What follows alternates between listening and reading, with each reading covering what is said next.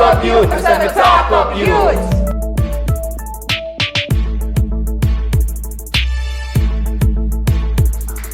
I am a mom of 2 beautiful children, ages 4 and 9.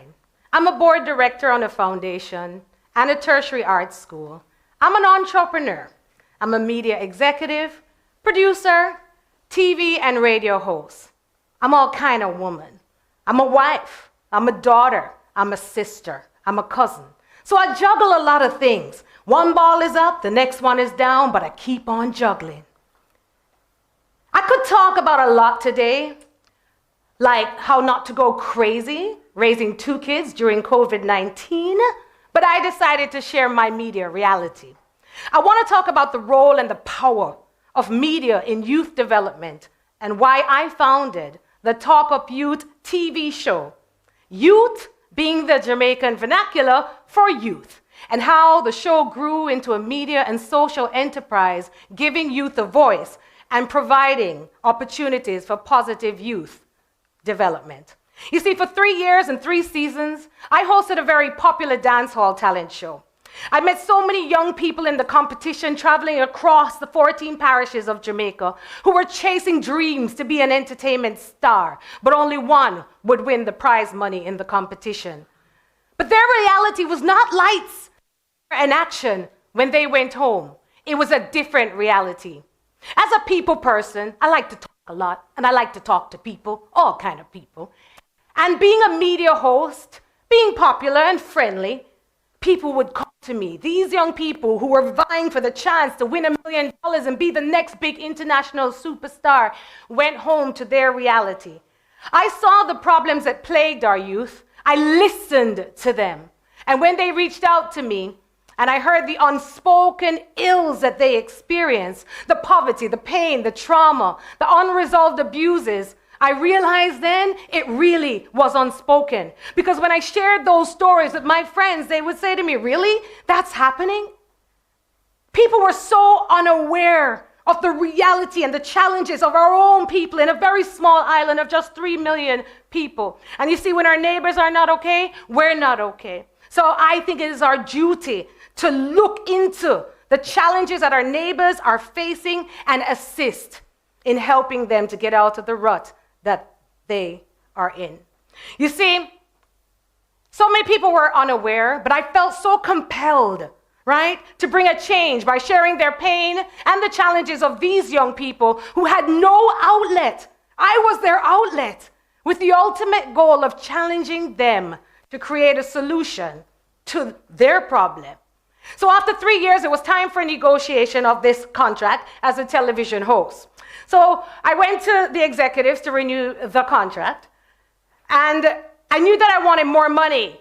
Doesn't everybody want more money? Come on, after 3 years, you need to be stepping up and making more money. But I also wanted a shift in the content, focus, that would address the needs I was hearing on the ground, but that wasn't gonna happen. I wasn't the boss. I didn't get the response that I wanted. I wanted a pay raise. Can we say I want a pay raise today? Okay. The content direction was not going to change, so I quit the show, not knowing what would happen next, not knowing what would replace that particular income stream. But note that I'm very big on multiple streams of income. Although I had many other things going on and juggling, I was nervous because I was going into the unknown. But I knew I made the right decision. You see, you have to follow your gut. You have to follow your heart. It was this human connection that I had with the young people that I met. I heard their cries, and my heart and spirit felt compelled to find a way to address it. In a way, I consumed their pain. It became mine. So I drew on my background, my network, my talent, my experience, and a thought came to me. Find a way to give them an outlet, a voice they said they so desperately needed.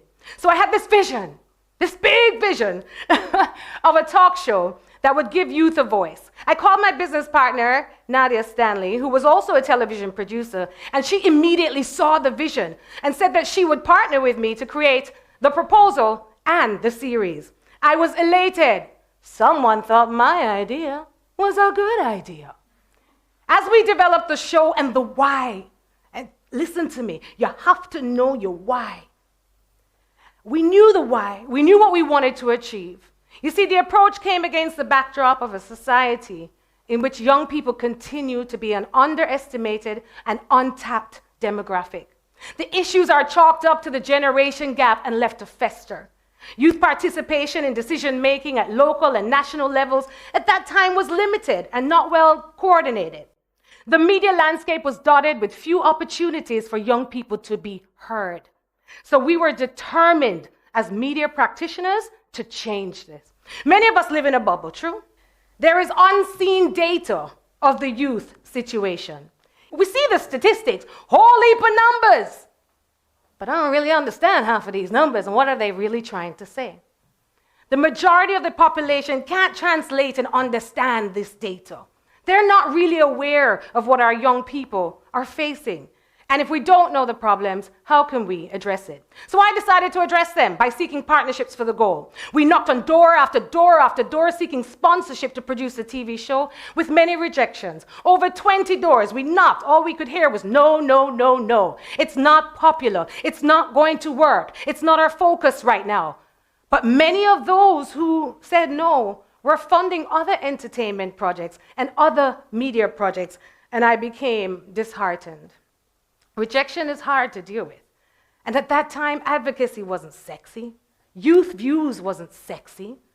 But I did not give up on the idea, because giving up meant that I was giving up on the why I really wanted to do this. It wasn't really all about me, but it was because so many young people told me that they needed this. I knew deep in my heart that using my popularity and media platform was the answer to bringing the light, and bringing light to the issues, and bringing the change I wanted to see in my society. Innately, I knew my power. I had to harness my power. But still, nobody wanted to invest in my idea, except my friend and business partner, Nadia. A year later, after so many setbacks and rejection, I had an opportunity to have a sponsorship meeting with a company. After running into the operations manager at the time, Stephen Sykes, who I met at an event that I was hosting months before. I told him my idea, and he set a meeting with the CEO of the company, Mr. Butch Hendrickson. En route to this meeting, a part of me knew that he would say yes, but then a part of me thought, he's gonna say no. Yes, no, what's he gonna say? Either way, I knew, and I said to myself, if I get another setback, that's it. I'm not doing it. I'm not doing it. So the meeting went well. I was confident, and it was our first national hero, one of the greatest philosophers and thinkers of the 20th century, the right excellent Marcus Garvey, who said, if you have no confidence in self, you are twice defeated in the race of life. But with confidence, you have won, even before you have started. We went out there confident. We knew our who, our what, our why, our where, and we delivered. And he said, show me the return. Show me what you're going to do.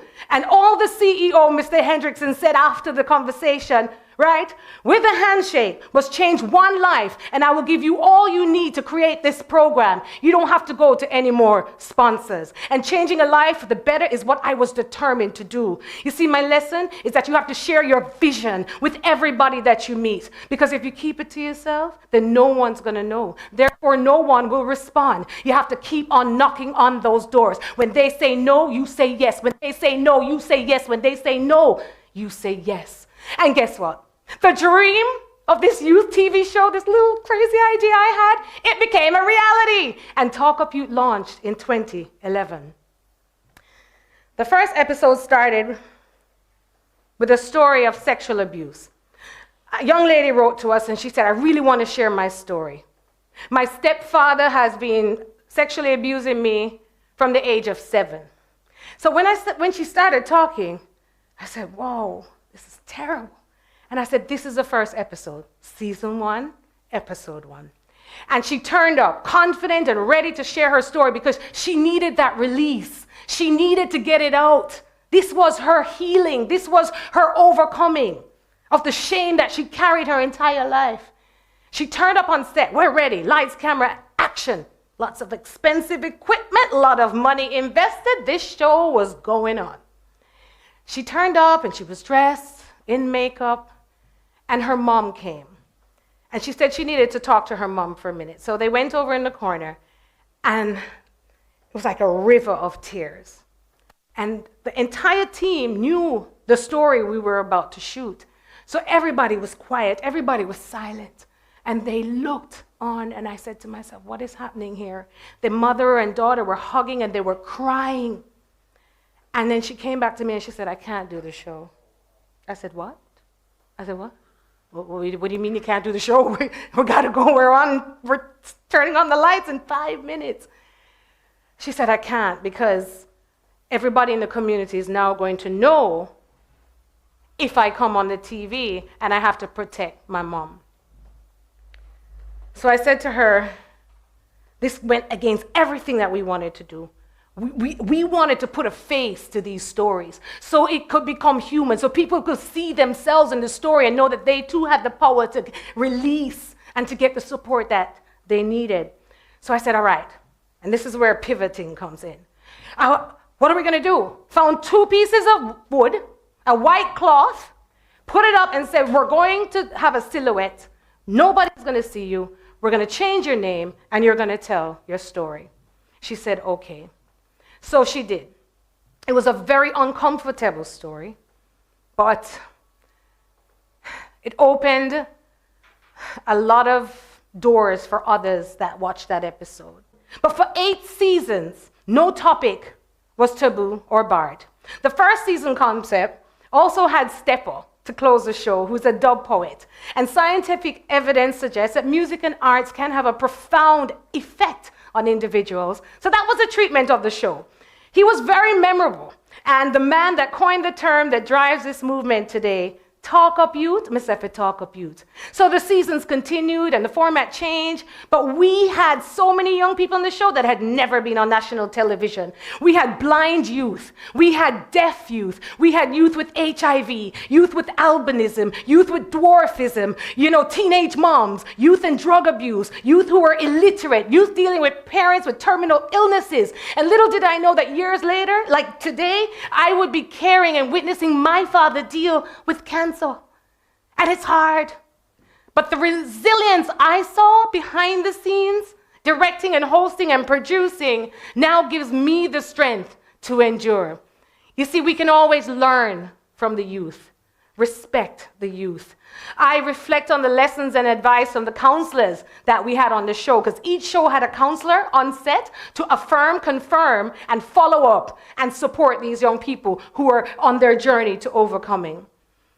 So I truly respect the youth experience. They've helped me, and I never knew they would or could have such a powerful effect on me and my experience.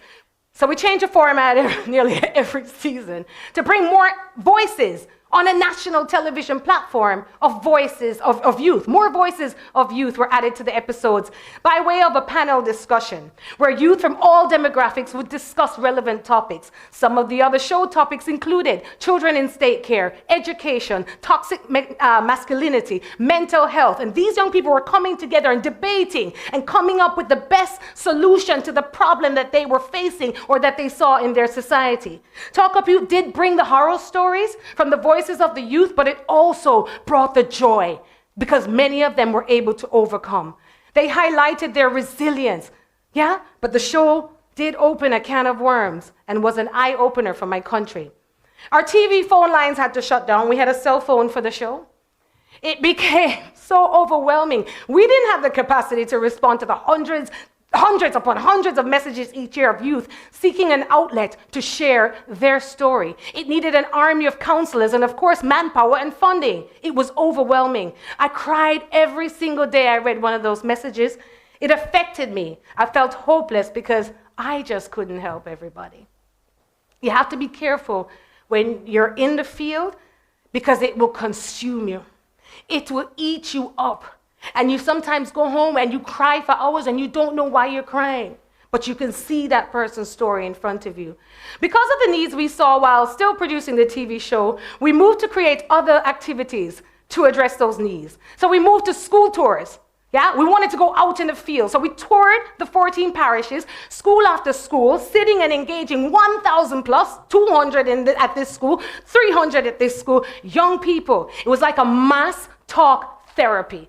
You see, when one person starts to tell their story, you start to see everybody coming out now like, hey. And so at this time, counselors, principals had no idea what these young people were really going through in their communities. Oh, I touched every single topic you could think of. Sometimes they were cringing. We went everywhere. Nothing was taboo. So in this school tour now, we filmed it and we put it on social media, another media platform, so others could see, communities could see, parents, cousins, aunties. And what happened was agencies, right, charged to look after children and development agencies, you name all of them, started following us, started coming on the tour, and they came so that they could actually provide support on the road. So let me tell you something. We lost funding, and that was hard. But I was able to rise above and pivot. My medicine, my recovery was my passion and purpose, and I had to show up for the youth. We just kept creating new platforms to support young people. Our work in Talk Up Youth has found that effective youth development must have 3 key elements: youth-oriented problem identification, youth perspectives in program design, planning and implementation, and youth-driven communications. So here are a couple things that our young people said about Talk Up Youth. I love that Talk Up Youth gave me opportunities to interact with others who share the same passion for social change. It gives me hope for the future generation of leadership. Talk Up Youth is a unique vehicle for young persons to express their beliefs and understandings of major issues in modern society. It is one of the rare instances where young people are taken seriously and allows for history to record where we are at this time. That's Julian, 26. You see, Talk Up Youth, for me, has been one of the best things that I've done in my life. A lot of media programming is damaging, not just in traditional media, but social media. A lot of youth are looking for validation in the wrong places, so we have to bring a balance to the spaces. The media has the power to persuade, influence, manipulate our young, impressionable minds in both positive and negative ways, mentally, physically, and emotionally. The youth are still here, and we, media practitioners, have a duty to highlight their needs and facilitate the solutions. We have proven that media spaces can also be used as talk therapy. Let us go against the norm and use our platform to bring the change that we want to see. Will you invest in positive media? And as all my young people would say, talk up youth. Talk up youth, a very clear instruction.